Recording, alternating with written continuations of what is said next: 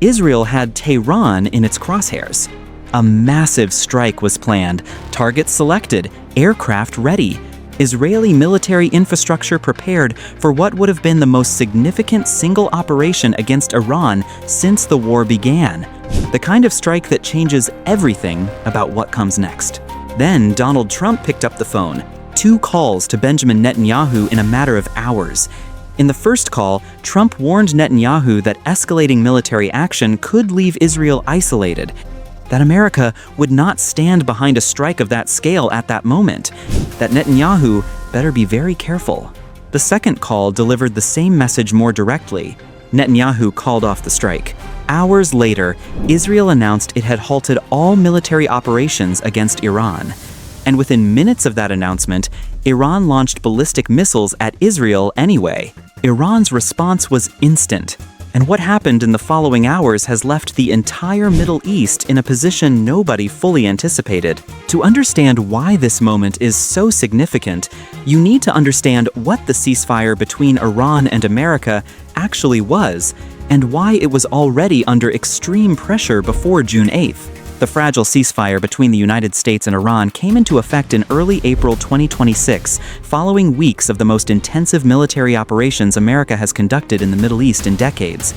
American and Israeli forces struck Iranian military leadership, nuclear facilities, and IRGC command infrastructure in a coordinated operation that eliminated Iran's supreme leader and fundamentally altered the Iranian regime's internal balance of power. The ceasefire was supposed to last 2 weeks, while both sides finalized a deal to permanently end the conflict. It did not last 2 weeks. It lasted 2 months. And it survived 2 months only because both sides were absorbing the shock of what had happened and calculating their next moves carefully. Trump said it himself on Meet the Press when asked why Iran had not yet agreed to a deal if they were desperate to make one. Because they are strong. They are proud. There are things they never thought they would be doing that they are going to have to do.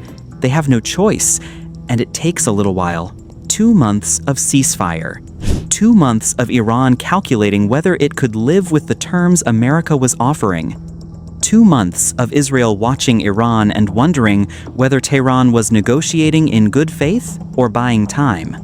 And then, on June 7th, Israel struck the Beirut suburb of Dahiyeh, where Hezbollah maintains its command infrastructure in Lebanon. Iran had warned explicitly that any continuation of Israeli strikes in southern Lebanon would end the ceasefire.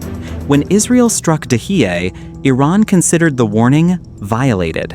The ballistic missiles launched at Israel on June 7th were Iran's execution of exactly the threat it had made. And Israel was preparing to respond with an attack on Tehran itself.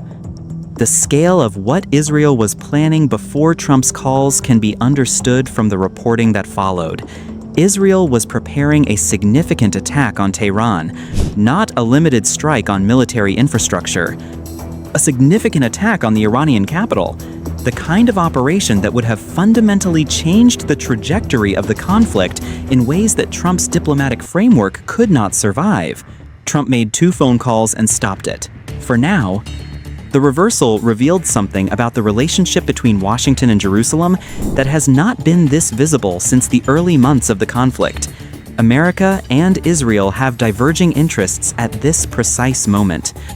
Israel wants to finish what the February 28th operation began, to complete the degradation of Iranian military capability, to eliminate Hezbollah's remaining command structure in Lebanon, to ensure that Iran cannot reconstitute the threat it represented before the operation that changed everything. America wants a deal. Trump wants to declare total victory over Iran within 2 weeks, as he told Fox News on June 8th. He wants the peace agreement that his administration has been negotiating since April. He wants the strategic win that a successful Iran deal would represent politically. A massive Israeli strike on Tehran would make that deal impossible. The White House official who spoke anonymously to one outlet put it directly: Trump underestimated the willingness of Iran to restart the conflict. Iran's erratic behavior has placed the president in an incredibly challenging situation with no imminent off-ramp. No imminent off-ramp, that is the assessment of someone inside the White House about where this conflict stands right now. Iran's Revolutionary Guard issued a statement that clarified exactly where Tehran stands. The ceasefire was conditional on a ceasefire on all fronts. Tonight's operation was a warning. If aggressions are repeated, the responses will be broader. Iran is not done. Iran suspended its operations. Iran did not end them. And the condition Iran attached to that suspension, no further Israeli strikes in Lebanon, is a condition that Israel has explicitly refused to accept. Defense Minister Israel Katz said publicly that Israel will continue to operate against Hezbollah in Lebanon and strike Beirut if Hezbollah attacks Israel. Israel will not stop hitting Hezbollah in Lebanon. Iran will respond to Israeli strikes in Lebanon with missiles. America is trying to prevent the exchange from escalating into a full resumption of the war that nearly destroyed the Iranian regime 2 months ago. That is the triangle that Trump is trying to manage with phone calls. The strategic petroleum reserve dimension of this moment adds an economic pressure that the military headlines obscure. Mike Sommers, CEO of the American Petroleum Institute, warned publicly about the toll the Iran war is having on America's strategic petroleum reserve. Every day the conflict continues, America is drawing down the reserve that is supposed to exist for genuine strategic emergencies. The Iran war is consuming it. And the Hormuz situation, still not fully resolved despite the April ceasefire, continues to create uncertainty in global oil markets that every American consumer feels at the gas pump. Trump's 2 calls to Netanyahu were not just diplomatic interventions. They were driven in part by economic realities. A resumption of full-scale war between Israel and Iran would send oil prices to levels that would damage the American economy in ways that no amount of political messaging could offset. Trump cannot declare total victory over Iran within 2 weeks if the war is fully resumed and oil is at $200 per barrel. Here is what Trump stopping Israel from striking Tehran and Iran's instant response means for America. America is in the most complex position it has occupied in the Middle East since the conflict began. America has achieved its primary military objective of eliminating Iran's nuclear threat and its supreme leader. America has established the Hormuz blockade. America has supported Israel's military campaign against Hezbollah and Iranian military infrastructure. But America now needs to convert those military achievements into a diplomatic outcome, and that requires Iran to agree to terms it has been resisting for 2 months. And it requires Israel to accept constraints on its Lebanon operations that Netanyahu has publicly refused to accept. Trump's warning to Netanyahu that Israel could be isolated if it escalated is the most direct American pressure on Israel since the conflict began. It reflects the genuine tension between what America needs diplomatically and what Israel believes it needs militarily. What often gets overlooked is this: America's ability to stop Israel from striking Tehran on June 8th demonstrates that American influence over Israeli military decision-making remains real and consequential. Netanyahu called off a massive strike because Trump told him to. That is not a trivial diplomatic outcome. That is America exercising exactly the kind of alliance leverage that keeps this conflict from spiraling beyond any diplomatic solution. Every American taxpayer should understand what Trump's 2 phone calls to Netanyahu represent.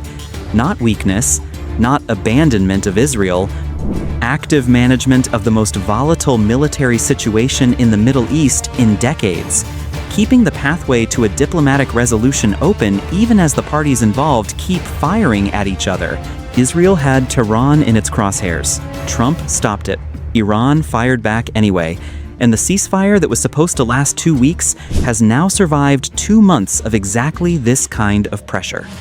Is Trump's ability to stop Israel from striking Tehran on June 8th proof that America's diplomatic framework can still hold this conflict together long enough to produce a deal? Or has Iran's instant response to the ceasefire's latest test revealed that no amount of American phone diplomacy can prevent the full resumption of a war that both Israel and Iran still have unfinished business in? Drop your answer below. I read every single comment. If you want daily coverage that does not sugarcoat what is actually happening, hit subscribe and turn on notifications. I post every single day, and I am not stopping. The Lebanon dimension is the knot that nobody has been able to untie since the April ceasefire came into effect. Israel's position is straightforward.